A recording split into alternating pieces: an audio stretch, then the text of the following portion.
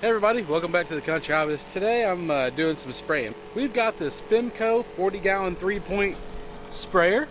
So this is a 40-gallon tank. It's got a 2.4 GPM pump on it. It's got the boom sprays. I think it's like an 8-foot or so, or 7 or 8-foot boom there on it. Nice little unit in theory for spraying small patches, yards, and things of that nature. Today I'm mixing up some Roundup to spray some pre-emerge on a corn patch that we're, half a season behind on.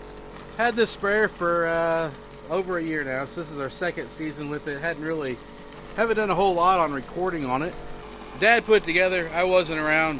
I probably should have been to help, record and kind of show that process. I think this is a standard setup from Femco with the carrier and then the tank, and then you can put different tank sizes on. A couple things that we've already run into quite annoying is that there's a molded plug in the bottom of this tank. If you don't have the bolt tension just right, and it might shift this tank around, what might happen, like what happened to us, it cracked one of those bolt holes, and then we lost all of the liquid that was in the tank right out the bottom. So that was fairly exciting and frustrating for something that was just a year old. Right now we're just kind of filling up here. We're going to go, I don't know, roughly into this range, 30 gallons or so, I think. That's what my mixture's set at. This pump is a two-way pump. We can have just for pressure here, that we pressurize the system, or if that valve there is open, we can then recirculate and mix our chemicals up. This valve here, once turned on, will open up the valve for the boom arms. On the lines of things frustrated with, so a year we had a cracked tank. I had to use some JB Weld plastic to weld that, get that sealed back up. I doubt that this is a 5-year tank for us. If we make it through 3 years after that, I'd be surprised. So not super impressed with the quality there. The pump and stuff seems to be pretty good. I don't mind it. My biggest complaint though is less on the tank cracking, although very annoying, but how much overspray you get on the boom, because once you pressurize the on and off from the boom, you kind of have to let it drain out. It's not an instant pump shut off, so that's a bit of a frustration as well. Alright, that's all the more liquid I'm going to put in there.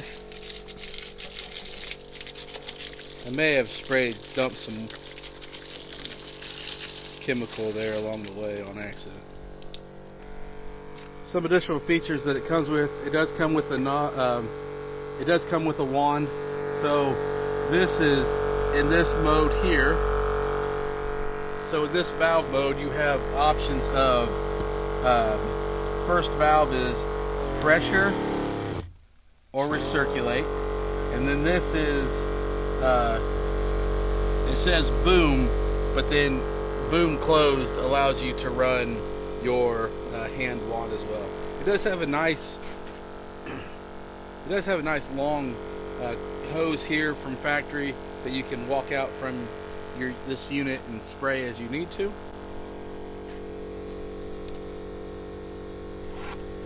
And then it's got a nice little twist lock cap.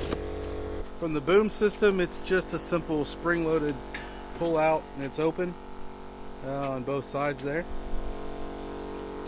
Being on 3-point, you can adjust, the height at which you're spraying at. It looks like this one's caught it's caught a tree or something, and we got a little bit of wobble in there. Kind of a design weakness, in my opinion, on this whole Femco sprayer. And like that, I didn't really do anything. I bet it'll happen here. Notice, it's probably hard to see, but any liquid that was in those tubes is drained out. I know there's not a lot of stopping to it, and it's a fairly simplistic unit, but you're spraying ground clear or Roundup or something, you don't want to have a bunch of spray that's just kind of going without the ability to stop it. And I think probably just in the unit design, and I'm being picky, but that's one of the things I'm not a super big fan of. power cord comes up to some type of power source. In this case, we're grounded off to the chassis and on the power starter cable down to the solenoid. And it has a simple on-off switch here that we can kill the power or turn it on just like that. Today's spraying will be done on a I don't remember the year on this. It's 80 something, 5020. One of the cool things about this tractor and kind of a rarity about it is the four-wheel drive on this 5020. These are made out of a third party out of Japan, and unfortunately that all kind of went defunct. And the downside to these tractors is that there's not a lot of them, and the ones out there that are in good shape, they bring pretty good money, but it's really hard to get parts. I saw a post today, someone asking about turning the juice up on it, and the response was, yeah, absolutely, we can juice them up, we can get them higher horsepower, but if you grenade it, that's it. You're not gonna find replacement parts, as far as engine and stuff goes. So as you guys remember, we turn the key on here, and then we use the secondary key here to start this tractor.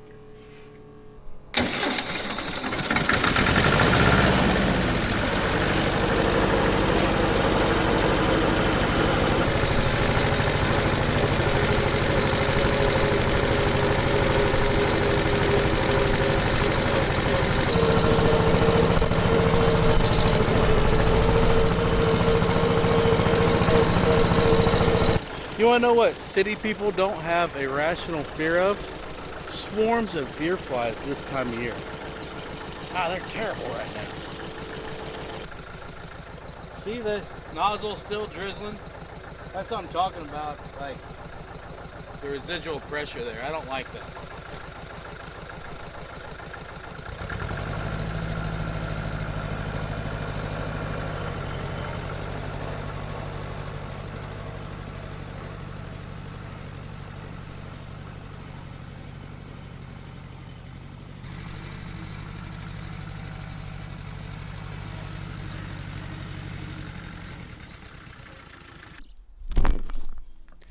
Okay, so here's the hand wand.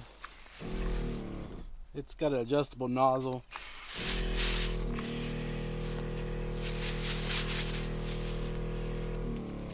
It does a pretty good job of covering a lot of product pretty quickly. That right there is water hemp. Water hemp. So as you can see, we can get pretty far away from the tractor here with this hand wand. Although I didn't get far enough into here with the tractor. Okay guys, so that was that setup. I wasn't really trying to demonstrate that, but just showing this is kind of today's activity. I've got 1 bar battery and my memory card's about full. So this is all you're getting from me on this beautiful June Tuesday. I think it's Tuesday. It's hard to tell anymore. They all seem to run together.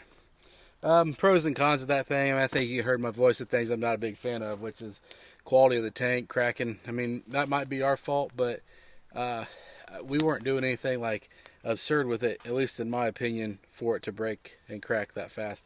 Positives, it does have a pretty good long handle hose, so you can get out there and really spray some stuff. Negatives is that once you shut that pump off, the way the pressure works in that tank, it'll just keep, you know, you've got to like shut off and be prepared to either keep going for a certain amount of time, memorize that. It's not like super user friendly in that sense. Not that that's a problem. I think that's probably pretty standard. It's just something to have in your head. It does hold 40 gallons, so we can cover quite a bit of ground here with that 40 gallons and really cover a lot of product. And it looks real cool on the back of this 5020 Allis Chalmers. So what else do you need? I'm going to get wrapped up here. I'll see you all guys soon. Thanks for the support. Thumbs up. I'll see you all later.